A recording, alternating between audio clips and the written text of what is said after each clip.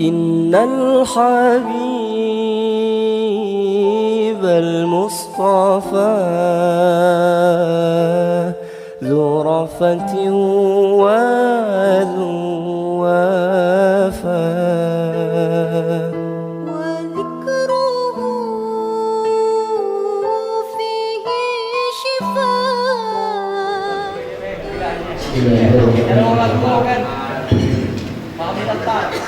Assalamualaikum warahmatullahi wabarakatuh.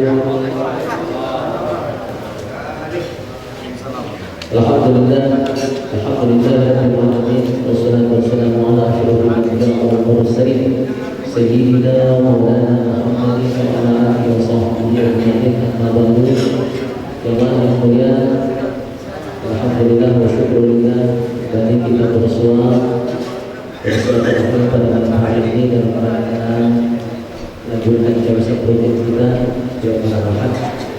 Semoga Allah senantiasa sehatkan menjaga kita semua dan bisa memberikan kesehatan kita untuk semaksimal mungkin menjadi ilmu, belajar ilmu dan mengamalkannya dalam keseharian kita.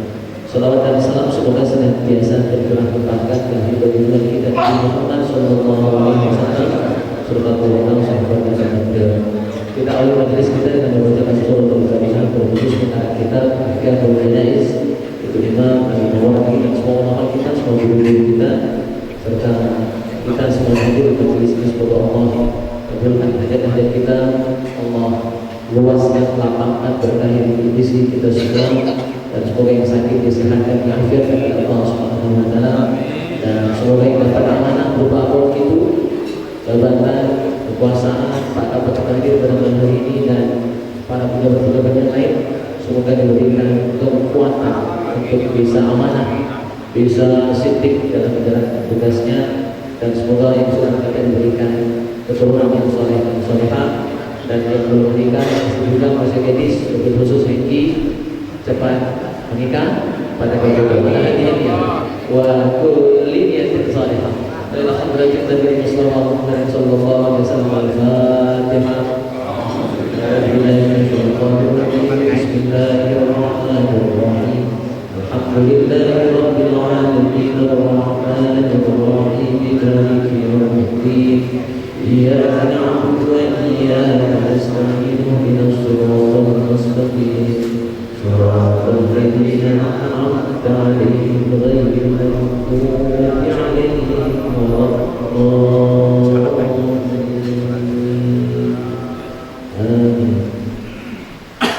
Kita lanjutkan bahasan kita Ahkamul Janaiz. Jadi kita clearkan saja minggu bila jaminan minggu Ahkamul Janaiz. Masih di bahasan tentang memandikan mayit. Terakhir kita bahas tentang harus menutupi mayit itu dari orang-orang yang tidak ikut memandikan, jangan sampai jadi tontonan umum. Ya, jadi kayak layar tancap ditonton mau banyak aja digaruk, akhirnya bingung yang tukang mandikan dan aurat aib almarhum itu terlihat. Itu harus dipastikan. Maka harus dibuat acara yang membuat yang tak ikut memandikan itu sibuk dengan acara dia. Tentu bukan dangdutan, kayak buat karaokean di situ. Jadi acaranya dibuat pengajian, dibuat yasinan. Ya, jadi yang memandikan fokus di memandikan sampai mengkampani, yang lain itu sibuk mendoakan almarhum. Jadi yasinan, tahlilan sampai selesai doa. Nah, di beberapa daerah itu menggunakan cara seperti itu, sehingga sibuk dengan tugas masing-masing. Dan nonton yang mandikan, sehingga kadang retot kira-kira. Baik, kita lanjut. Hukum an-niyatul fi ghusl mayyit. Hukum berniat dalam memandikan mayit. Ya, hukum berniat dalam memandikan mayit. Ulama terpecah pada dua pandangan tentang memandikan mayit ini, niatnya wajib atau tidak. Pendapat pertama, ahaduhuma anna niyata wajibatun li'annaha taharatun wajibatun wa huwa sahih 'indi. Yang pertama menyatakan hukumnya wajib berniat. Tentu bukan mayit yang berniat, yang mandikan. Ya, kalau almarhum yang berniat, nawaitul wusla, jadi kan orang mandi gini. Nah, itu berarti. Jadi yang memandikan, Bilalnya yang berniat. Nah, hukum Bilal berniat ketika memandikan mayit hukumnya wajib. Dan ini pendapat yang paling sahih menurut pengarang kitab, yaitu Imam Al-Mawardi. Ya, ini pendapat yang lebih sahih dan ini banyak kita pakai. Ini kita ikut.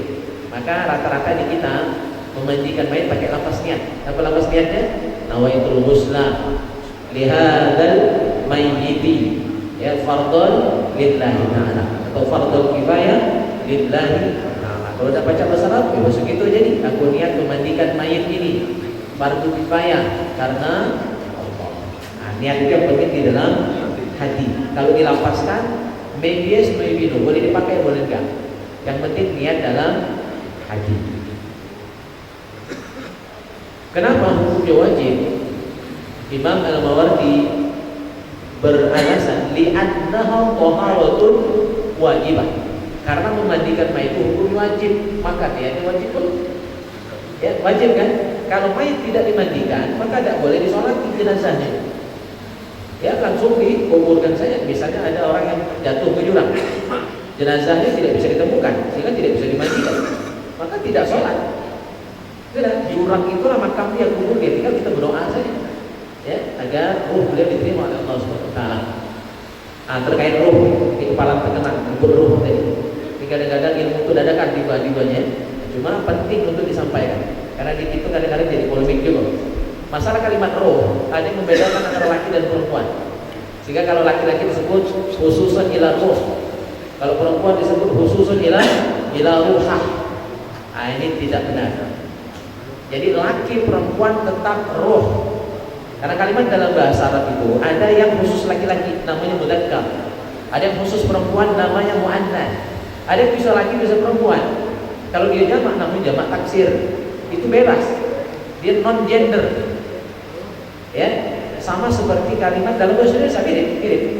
Ada kata-kata yang khusus laki-laki, misalnya wartawan. Itu khusus laki-laki. Ada yang khusus perempuan, wartawati. Wartawati misalnya kan, atau santri lah, biar lebih Islami ya, walaupun kata santri itu dari bahasa Sanskerta ya. Bukan bahasa Arab. Pesantren itu bahasa Sanskerta, bahasa orang Hindu zaman dulu. Ya, oke, santri. Kalau laki-laki santriwan, kalau perempuan santriwati. Yang benci ada kan nih, yang benci. Karena mau bencong tak galak masuk pesantren, dia masuk salon. Nanti ke sana ya. Nah, ada yang kalimat seperti itu. Tapi ada yang tidak dibedakan laki perempuan. Nak laki, nak perempuan kalimatnya sama. Contohnya presiden. Presiden, tidak ada presiden wan, tidak ada presiden wati. Ya kan? Tetap presiden. Nah, berarti kata presiden itu bebas. Laki-laki menggunakan kata presiden, kalau presiden itu anak, yang perempuan itu presiden. Nah, kata roh sama. Ya, nah jantan nak bedino tetap kata roh. Jamaknya arwah. Jadi arwah itu jamak. Lebih dari 2. Jamak itu minimal 3 dalam bahasa Arab. Kalau bahasa Indonesia minimal 2 sudah disebut jamak. Dalam bahasa Arab kalau 1 mufrad, 2 tasniah, 3 baru disebutnya jamak. Jadi nak khususan ila ruh Fatimah tetap ruh Fatimah. Khususan ila ruh Dhul Qutok. Enggak nama laki-laki Dhul Qutok tetap ruh. Tidak dibedakan ruh dan ruhah. Ya. Jadi tidak perlu jadi polemik lagi. Jadi kalau yang membedakan bahasa Arab ini masih perlu kursus lagi, perlu belajar. Jadi tidak ada perbedaan seperti itu. Dia bisa jadi laki dan perempuan itu ketika masih dalam jasad, Ya, ketika belum masuk jasad, masih dalam arwah, atau sudah keluar lagi dari jasad, maka dia non gender. Ya, tidak bisa dikatakan ruhnya laki-laki atau perempuan. Untuk kata ruhnya, ya. Tapi tetap dalam doa kalau dia lanang tetap pakai Allahumma ghfirlah lahu. Kalau laki perempuan Allahumma ghfirlah. Ya gitu. Tapi untuk kata ruhnya itu bebas. Kata ruh. Baik, kita lanjut. Jadi pendapat pertama hukumnya wajib berniat. Berdasarkan hadis innamal a'malu binniyat. Amal itu hanya sah kalau berniat. Tanpa niat maka tidak sah. Pendapat kedua, annan niyata ghairu wajibatin. Berniat tidak wajib pada memandikan jenazah. Hal ini mirip dengan hukum niat pada istinja. Istinja wajib tak? Wajib. Memang wajib. Tetapi lapas niatnya tidak wajib. Berniat ketika istinja itu tidak wajib. Karena inti daripada istinja itu adalah an-nadhafah, bersuci. Asal bersih, istinja itu tidak kaki lagi yang lengket-lengket, keset, ya, baru sudah selesai, mudah lepas dari kewajiban. Ya, istinjanya sudah dianggap bersih, sudah dianggap tuntas. Ya, begitu. Nah, memandikan memang hukumnya wajib. Nah, dan inti memandikan adalah membersihkan tubuh mayit. Asal sudah bersih, walaupun tamannya sah. Ini menurut pendapat kedua. Tapi lebih aman pendapat pertama, ya, yaitu kita tetap berniat ketika memandikan mayit. Apa lapas niatnya? Nawaitul ghusla li hadzal mayyiti fardhu kifayah lillahi ta'ala. Kalau perempuan nawaitul ghusla li hadhil mayyitati. Ya, fardhu kifayah ya lillahi ta'ala. Berikut at-tasmiyah fi ghuslil mayyit. Hukum membaca basmalah dalam memandikan mayit, ketika memandikan mayit. Sunnah atau tidak? Qala aktsaru ahli ilmi la tajibu. Mayoritas ulama berpendapat tidak wajib hukumnya membaca basmalah ketika memandikan mayit. Berarti hukumnya sunnah saja. Jadi tetap sah walaupun tidak baca basmalah.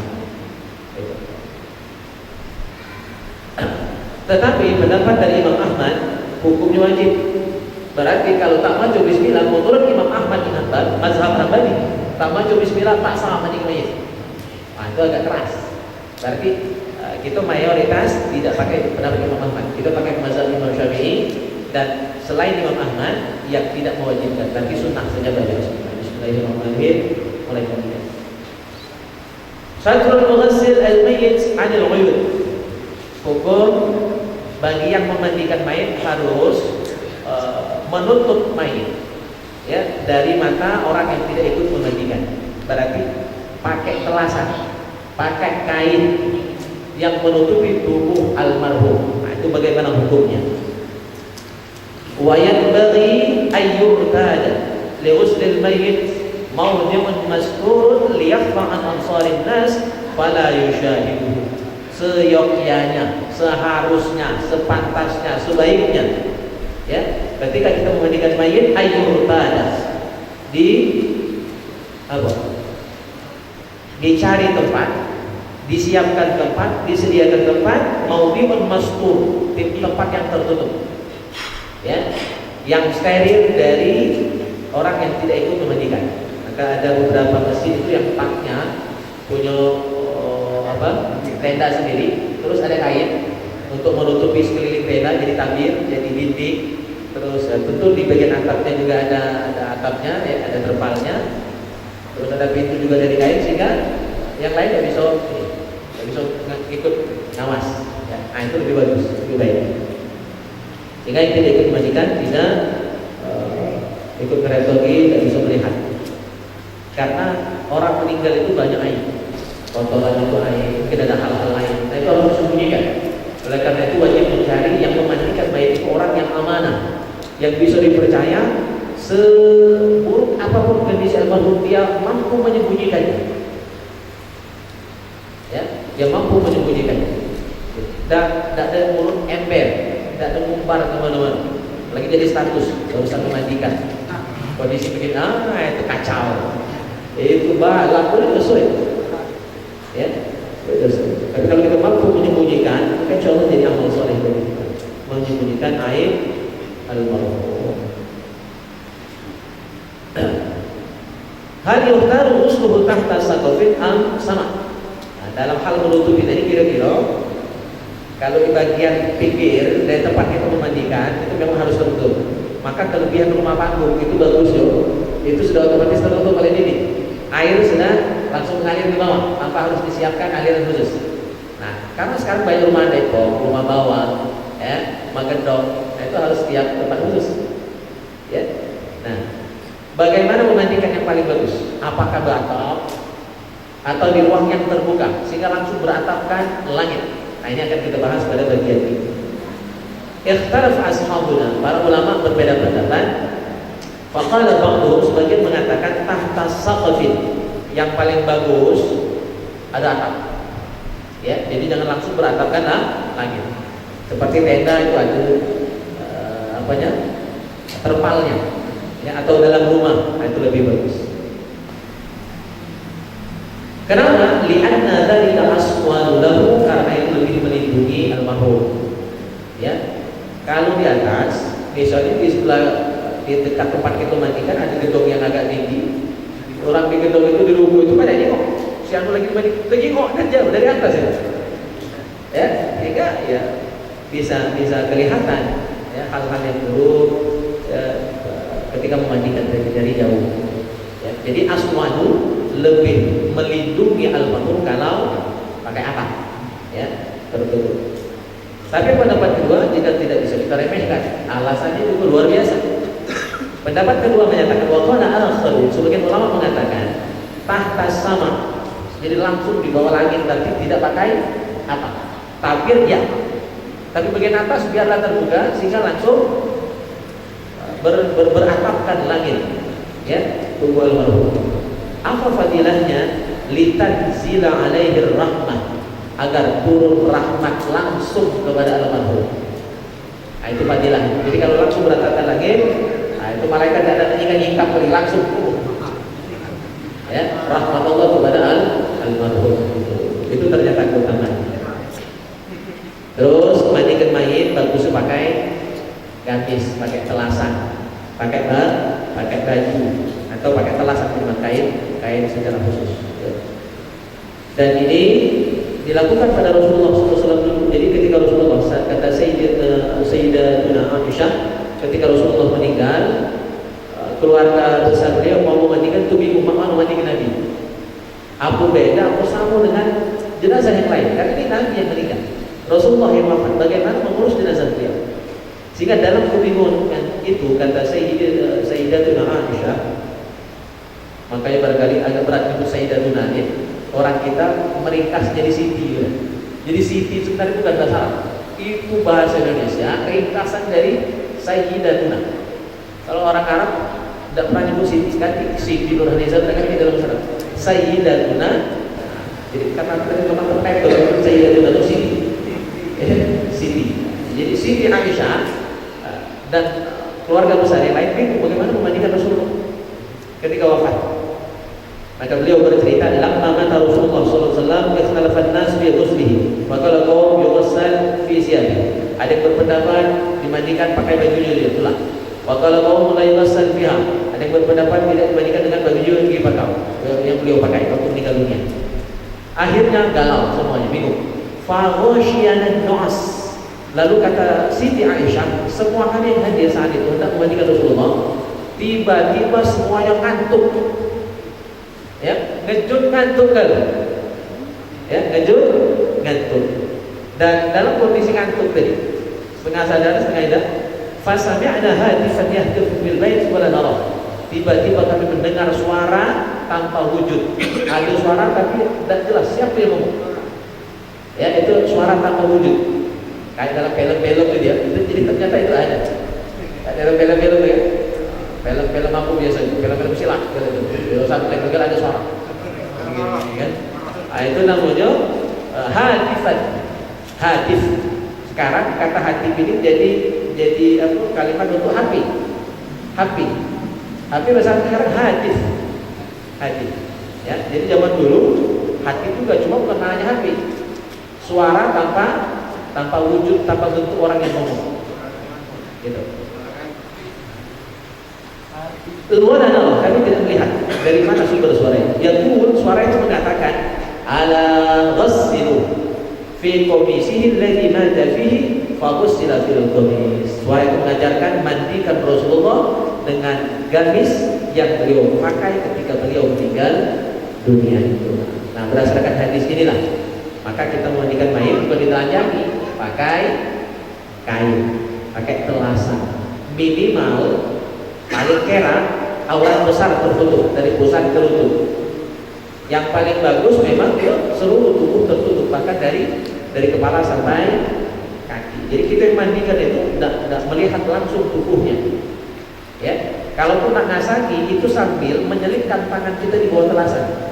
Air disiramkan dari atas, tapi tangan kita diselip. Jadi bukan nyingkap, bukan kita masuk ini Kita masuk dalam talasan mulut tak?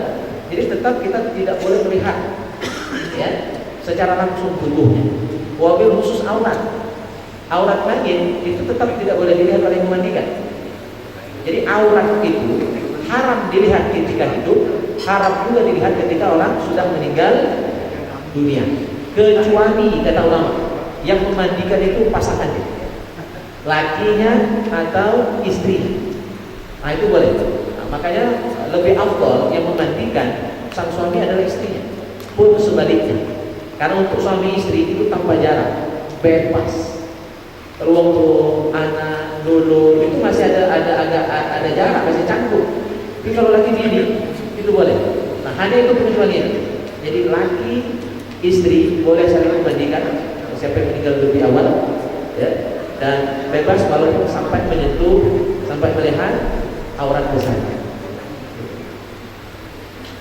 Baik, sampai di sini mungkin bahasan kita. Ada yang nanti tanya sampai di sini.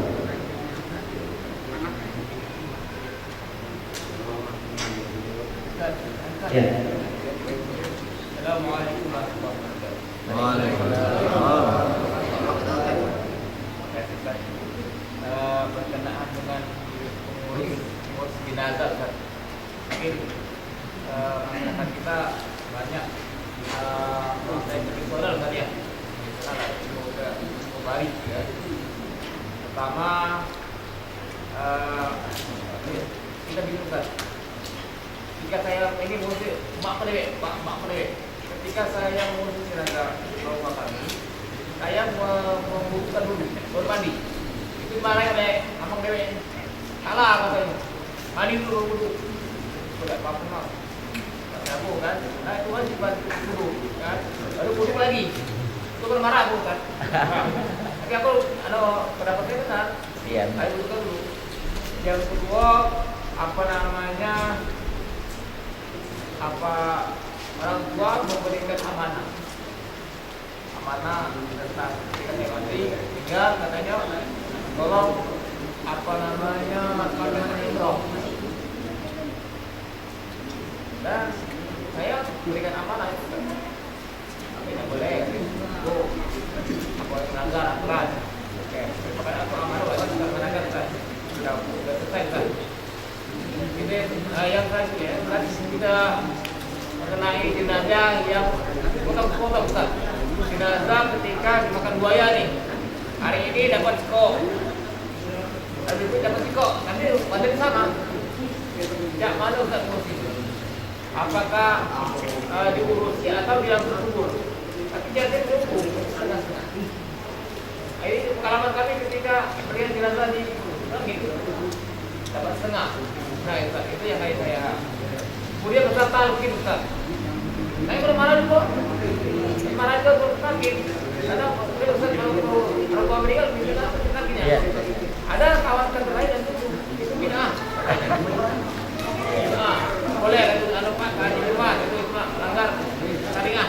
Nah, bagaimana Ustaz? Terima kasih Ustaz. Baru pakai pertanyaan ini ya. 4 pertanyaan. Yang pertama tentang aku tadi boleh Dulu atau tadi kan? Ada banyak. Jadi sunnahnya sebenarnya aturan mandi itu 3 dulu. Yang pertama pembersihan. Ini seluruh mandi wajib itu ya sama, pembersihan dulu.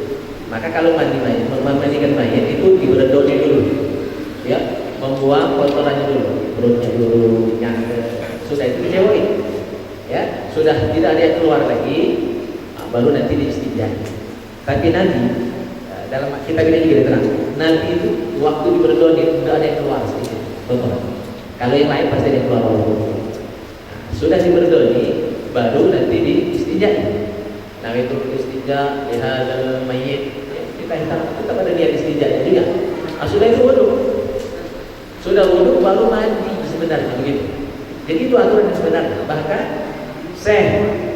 Wahbah Zuhair berkomentar, kalau orang mandi wajib mengakhirkan wudu itu justru tidak mengenal sunnah, itu tidak sesuai sunnah. Seluruh mandi wajib itu sama. Cuma memang di situ kayaknya yang lebih terkenal wudunya terakhir. Kita hargai, kita hormat. Tapi jangan salahkan kita punya landasan, kita punya dasar. Jadi akhirnya memang ada 2 pendapat. diawalkan baru mandi wajibnya, ada yang wudunya diakhirkan. Tapi yang kita pakai ya, dari semua rujukan yang saya baca mayoritas sunnahnya wudu itu sebelum mandi wajib, kecuali wudunya batal dalam perjalanan mandi wajib tadi ya, nah itu baru wudunya lagi diulang gitu. Terus yang kedua tadi tentang wasiat wajib dilaksanakan selama tidak bertentangan syariat. Nah, wasiat untuk dikafani menggunakan kain ihram itu tidak melanggar syariat. Ya, yang namanya kain kafan itu bebas kain apapun, cuma dikit biasanya baju. Ya, selagi halal dipakai oleh orang itu masih hidup, maka halal juga dijadikan kain kafan ketika dia meninggal dunia. Berarti untuk laki-laki hanya haram itu pakai sutra, selain sutra halal.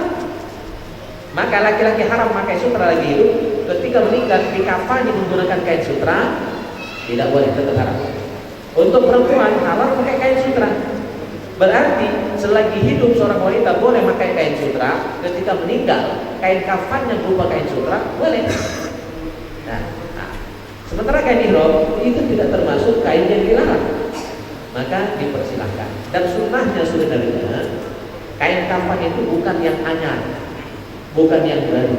Oleh karena itu untuk faktor yang ada, kain kafan itu udah nyetok ya, sehingga dia sudah termasuk menjalankan hukum tadi, tidak pakai kain. Dan kalau nanti stok berapa bulan, berarti kan sudah termasuk lama kan, bahkan tahunan.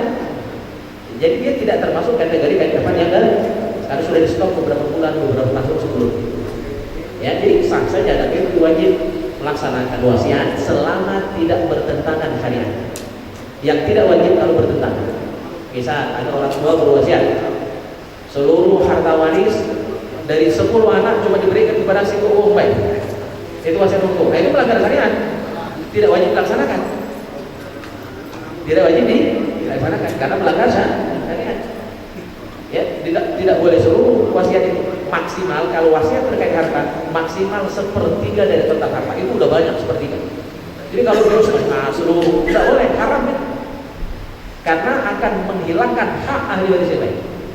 Di situ melanggar. Jadi selama tidak melanggar wajib mengikuti menjalankan wasiat dari orang tua yang meninggal dunia. Yang ketiga masalah talqin.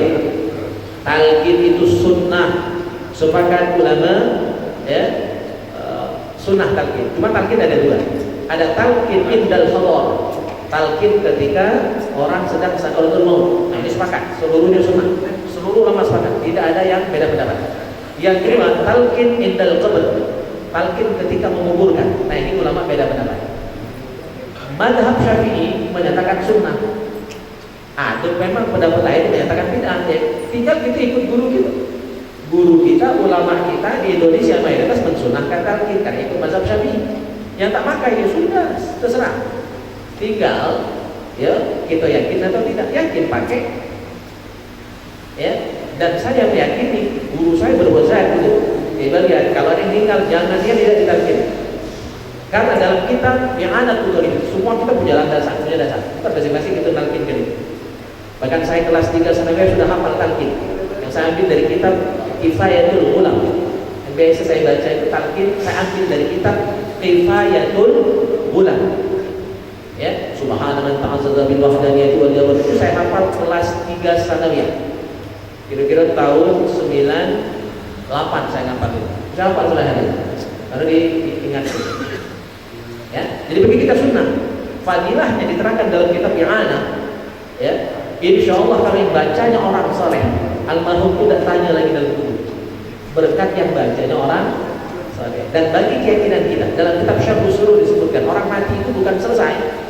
Mati itu adalah yang tajiru min dari ila dari, hanya berpindah tempat, hanya berpindah alam. Orang mati itu hidup di alamnya sana. Ya. Dan karena mereka hidup, mereka mendengar apa yang kita bacakan. Orang yang menolak talqin menyatakan orang mati tak dengar. Nah, jadi memang keyakinan sudah berbeda. Bagi kita Ahlus Sunnah wal Jamaah yang mensunnahkan talqin, meyakini talqin sunnah, orang mati mendengar, dan itu ada hadisnya.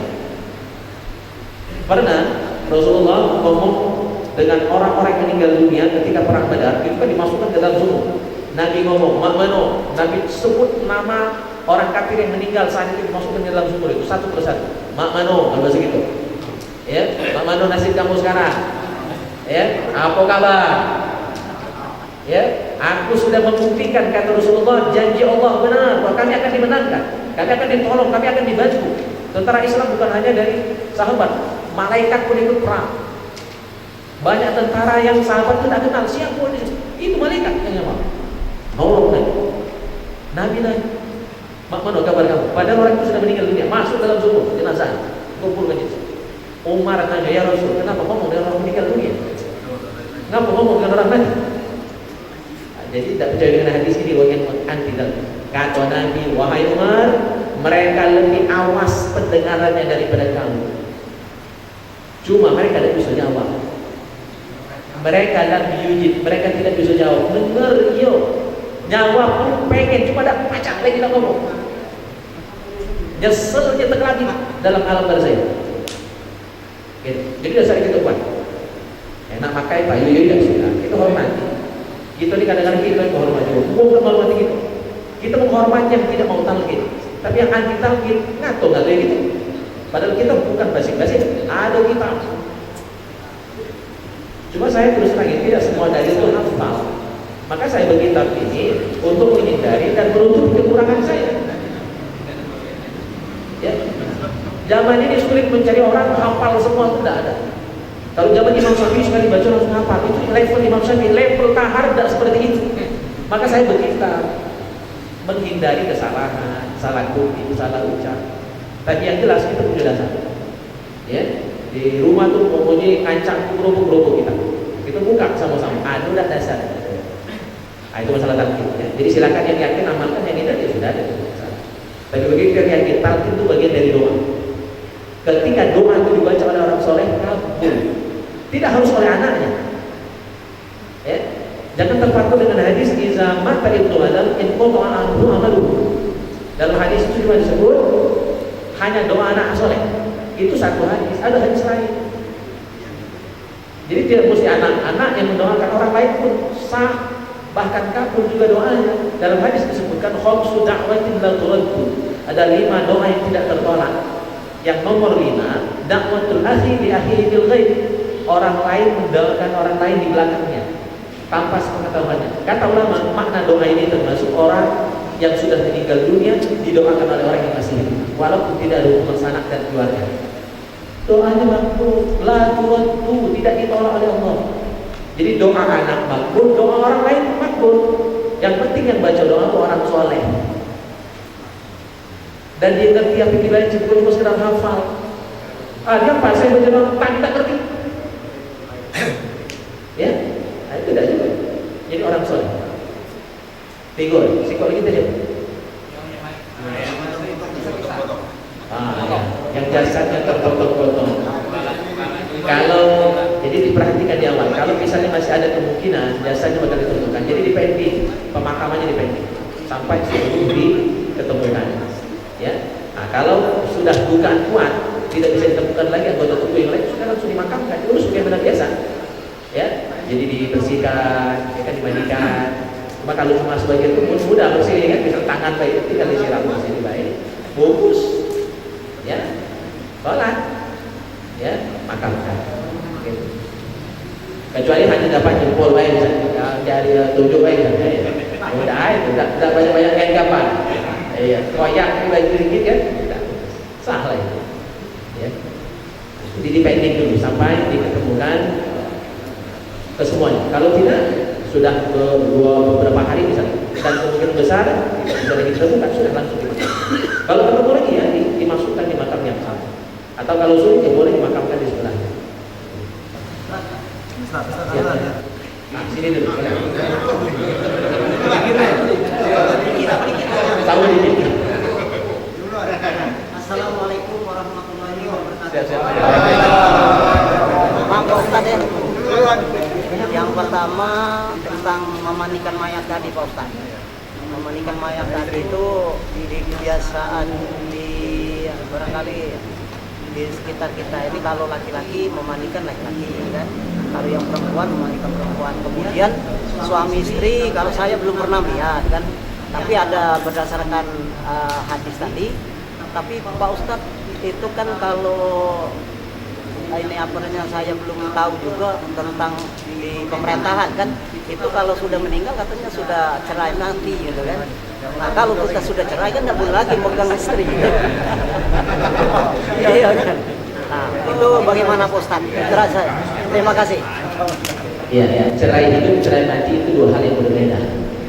Yang sudah tidak ada hubungan sama sekali itu kalau cerai hidup, itu sudah haram persentuhan.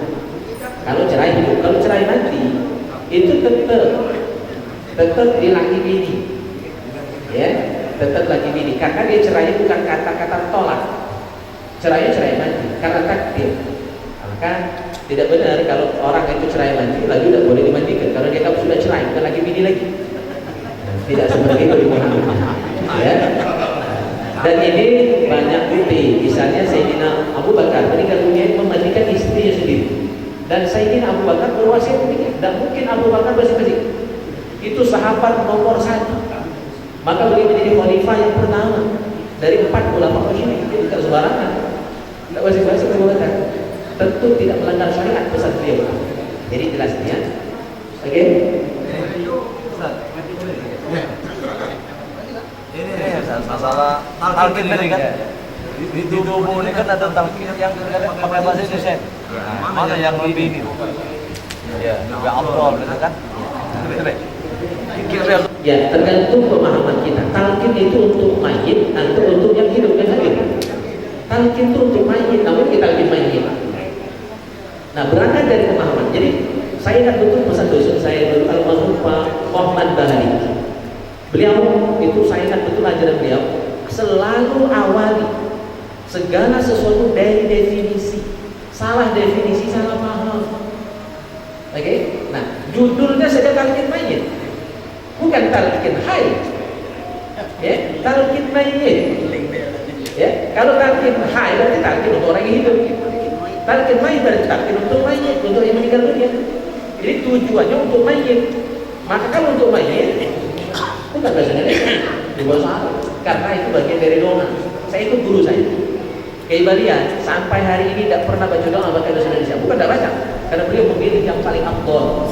Maka saya acara-acara apapun galak juga kadang-kadang acara pemkab tuh bahasa Indonesia sekali. Ya, tapi lebih sering pakai bahasa Arab. Karena saya ikut guru saya Keibalian masing-masing. Kata beliau doa pakai bahasa Arab itu lebih afdal.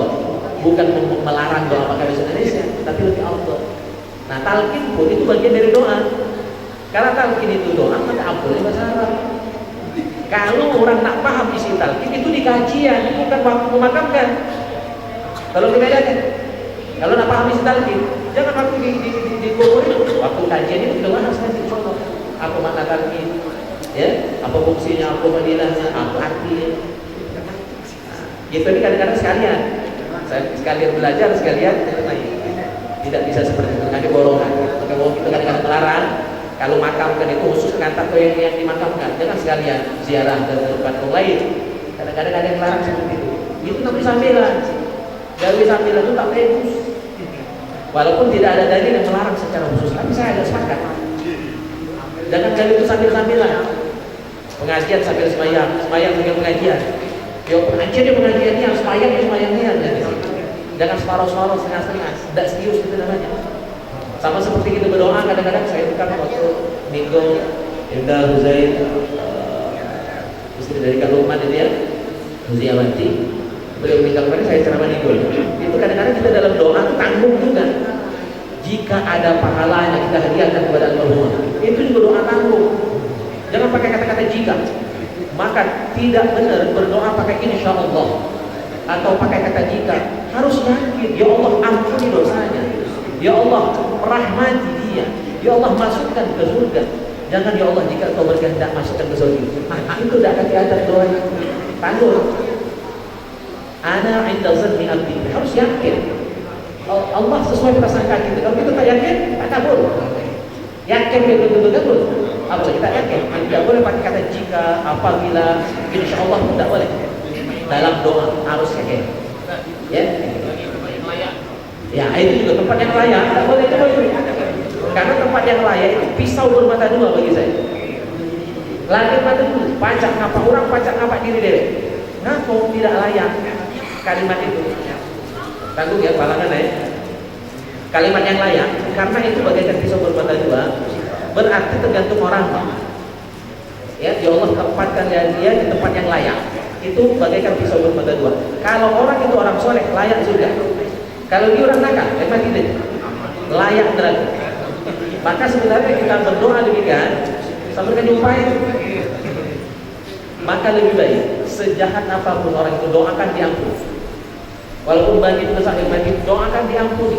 Urusan Allah nanti terima doa atau tidak. Yang penting kita sudah berdoa dengan doa terbaik, terlengkap, terafdal, terbaik.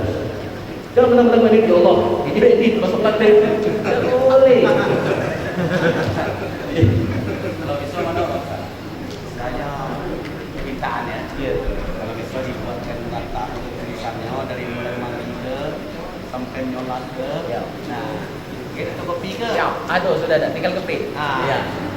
Jadi sebagian kita yang belum ngerti ini kan bisa dipakai kalau istilahnya kita tanya main ini kan istilahnya sebagian itu nyambung, beda kan. Jadi kalau itu kan langsung bisa Untuk materi itu sudah ada, print saja. Kita yang dikasih ini bahas hukumnya. Kalau untuk yang itu ya harus praktek. Nanti disimak juga hafal lagi kan. Baik, jamaah yang mulia barangkali cukup ya. Masih lainlah azan isya. Baik, kita bukan sengaja menunda, tapi ini hal yang penting juga. Dan tidak berdosa kita menunda beberapa menit. Walaupun agak menunda sholat kita karena kita sudah belajar. Yang dosa itu kalau sengaja yang lain akhir, untuk minum, HP dulu, nah itu yang salah. Kalau untuk ilmu tidak masalah. Baik, nuhun. Oke, singkat lagi.